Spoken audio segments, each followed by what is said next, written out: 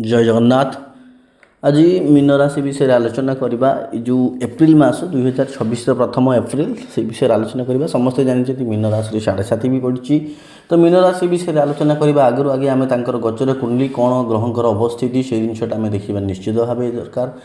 तापर आम से अनुसार निश्चित भाव में आपंकर जीवन केमी कटो एप्रिल मसरे आपंकर करियर केमी अर्थ क्षेत्र सब क्षेत्र आलोचना करवा। प्रथम आप देखते आपंकर लग्न भाव में शनि विराजमान अच्छा जो समस्त जानते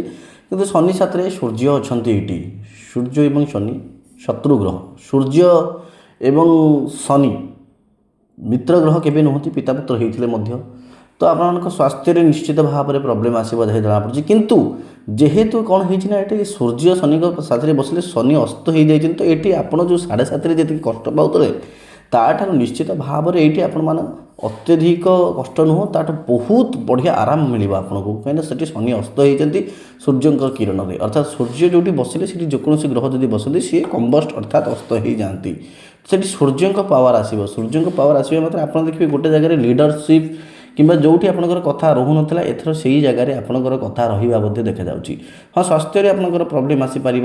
षष्ठ भाव जेहेतु केतु सूर्य राशि किंतु आपण मानकर अन्य सब जिन आम आरंभ कर देखा अर्थ क्षेत्र कहवा सेकेंड हाउस आपंकर देखते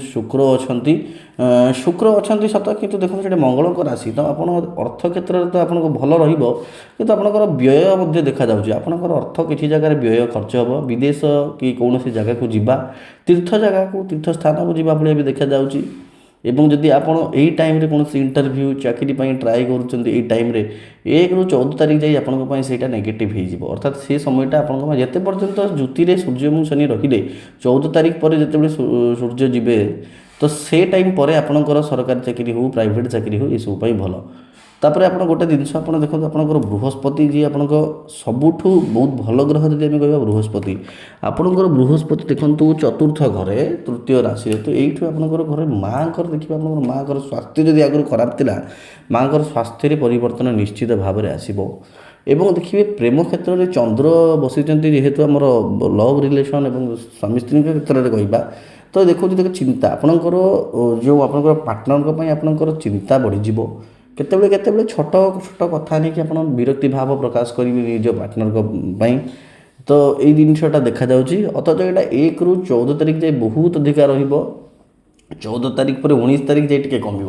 19 तारीख पर निश्चित भाव में तापर बहुत बढ़िया समयटा आस जेहेतु चंद्र चिंतार कारक जो चंद्र साथ ये शनिकर गोटे दृष्टि आसला गोटे संबंध है शनि चंद्र ज्योति भाया तो ये कौन है पार्टनर प्रति आपंकर टी विराग वैराग्य भाव देखा आपंकर प्रति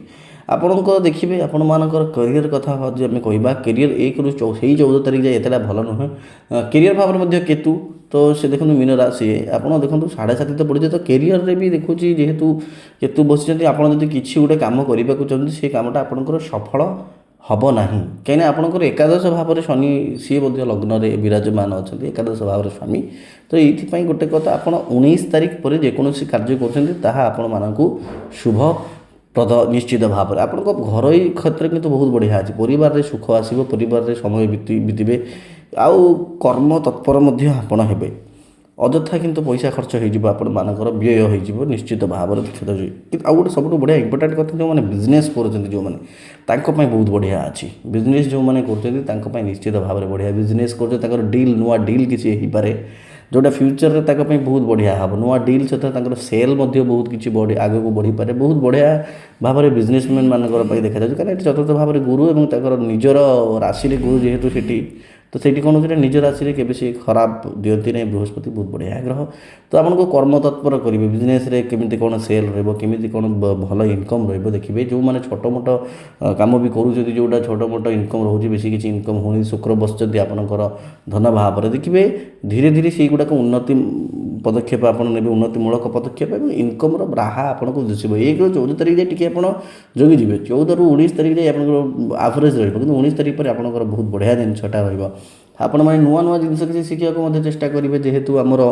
आप देखो चंद्र बसी चंद्र नुआ पार्टनरशिप खोजा नुआ जिनस खोजापी चेष्टा करते से किसी गोटे नुआ रिलेसन भी आपको पकई पारती जद्वारा आपंकर प्रोब्लेम भी हो पारे चिंता आपंकर बढ़े और आपंकर फैमिली खुशी तो अच्छे कि पति पत्नी देखिए दुई जन चिंताटा बढ़ से चिंता को आप देखो ଚନ୍ଦ୍ର ଯେହେତୁ ଅଛନ୍ତି ଏପଟେ ଶନିଙ୍କର ବିଲକୁଲ ଦୃଷ୍ଟିଟା ଅଛି ଏଇ ଜିନିଷଟା କିଛି ଦିନ ପାଇଁ ରହିବ ତାପରେ ଏଇଟା ଆପଣଙ୍କର କ୍ଲିଅର ହେଇଯିବ। ଆଉ ଆପଣମାନେ ଦେଖିବେ ଆପଣଙ୍କ ଘରେ ବଡ଼ ଭାଇ ଯିଏ ଆପଣଙ୍କର ବଡ଼ ଭାଇ ଆପଣଙ୍କର ଭାଇ ସାଥିରେ ଦେଖିବେ ଛୋଟ ମୋଟ କଥାରେ ମଧ୍ୟ ଟିକେ ଝଗଡ଼ା ହୋଇପାରେ। ସ୍ୱାସ୍ଥ୍ୟ କ୍ଷେତ୍ରରେ ଯଦି ଆମେ ଆଲୋଚନା କରିବା ସ୍ୱାସ୍ଥ୍ୟ କ୍ଷେତ୍ରରେ ନିଶ୍ଚିତ ଭାବରେ ଆପଣମାନଙ୍କର ଗୋଡ଼ ପେନ୍ ହୋଇପାରେ ଆଉ ଆପଣମାନଙ୍କର ପେଟ ଥଣ୍ଡା ଜନିତ ପ୍ରୋବ୍ଲେମ୍ ହୋଇପାରେ। ହଁ ଆଉ ଗୋଟେ କଫ ଜନିତ ପ୍ରୋବ୍ଲେମ୍ ବି ଆପଣମାନଙ୍କୁ ଦେଖାଉଛି। କୌଣସି ଗୋଟେ ଜାଗାକୁ ଯଦି ଆପଣ ଯାଉଛନ୍ତି ଗାଡ଼ି ଚଲାଇବା ବେଳେ ଟିକେ ସାବଧାନ ରୁହନ୍ତୁ କାହିଁକିନା ମଙ୍ଗଳଙ୍କ ସାଥିରେ ରାହୁ ମଧ୍ୟ ଅଛନ୍ତି ବାର ଭାବରେ ଅଛନ୍ତି ତ ଏଇ ଜିନିଷଟାକୁ ଆପଣମାନେ ଜଗନ୍ତୁ। ତ ଗୋଟେ ପ୍ରକାର କହିବାକୁ ଗଲେ ଆପଣଙ୍କର ଆଭରେଜ୍ ମାସଟିଏ କିନ୍ତୁ 19 ପରେ ଆପଣମାନଙ୍କର ବହୁତ ବଢ଼ିଆ 1ରୁ 14 14ରୁ 19 ଆପଣଙ୍କର ଆଭରେଜ୍ ଯିବ 19 ପରେ ଆପଣଙ୍କର ବହୁତ ବଢ଼ିଆ ରହୁଛି। 19 ତାରିଖ ପରେ ଆପଣ ଯେକୌଣସି ଯାହା କରିବେ ସେଠି ଶନି ମଧ୍ୟ ଆପଣଙ୍କୁ ବହୁତ ବଢ଼ିଆ ଫଳ ଦେବେ। ତ ପଶ୍ଚାତ ଆପଣମାନେ ଧୀରେ ଧୀରେ ଦେଖିବେ ଆପଣଙ୍କର ଗ୍ରୋଥଟା ଧୀରେ ଧୀରେ ସେଇଟା ଆପଣଙ୍କର ହେଇକି ଚାଲିବ। ତ ଗୋଟେ କଥା ଏଇଟା ତ ଗୋଚର କୁଣ୍ଡଲି ଆଉ ଗୋଚର କୁଣ୍ଡଲିର ଫଳାଫଳ ଦୁନିଆରେ ବହୁତ ଲୋକ ଅଛନ୍ତି ଦେଖନ୍ତୁ ଆମକୁ ବହୁତ ଜଣ ଫୋନ୍ କରୁଛନ୍ତି ତାଙ୍କ ଜାତକ ପାଇଁ ଆପଣ ମଧ୍ୟ କଲ୍ କରନ୍ତୁ। ଦେଖନ୍ତୁ ଆମେ କ'ଣ କରୁଛୁ ନା ଅଳ୍ପ ଟିକେ ଶୁଳ୍କ ମଧ୍ୟ ରହୁଛି ଏଇଥିପାଇଁ ରହୁଛି କାହିଁକିନା ବହୁତ ଜଣ କଲ୍ କରୁଛନ୍ତି ସମସ୍ତଙ୍କୁ ଉତ୍ତର ଦେବା ଆବଶ୍ୟକ ମାନେ ତ ସମସ୍ତଙ୍କୁ ଆମେ କେମିତି ମ୍ୟାନେଜ୍ କରିବୁ ତ ସେଥିପାଇଁ ଆଉ ହନୁମାନ ଚାଳିଶା ପଢ଼ନ୍ତୁ ଭଗବାନ ମହାଦେବଙ୍କ ପାଖରେ ଆପଣ ଯାଇକି ଟିକେ ପୂଜା ଅର୍ଚ୍ଚନା କରନ୍ତୁ ନିଶ୍ଚିତ ଭାବରେ ଶୁଭ ଫଳ ଆପଣମାନଙ୍କର ଏଇ ମାସରେ ଦେଖିବାକୁ ପାଇବେ। ଜୟ ଜଗନ୍ନାଥ ଶ୍ରୀ ଜଗନ୍ନାଥ ଜୟ ଜଗନ୍ନାଥ।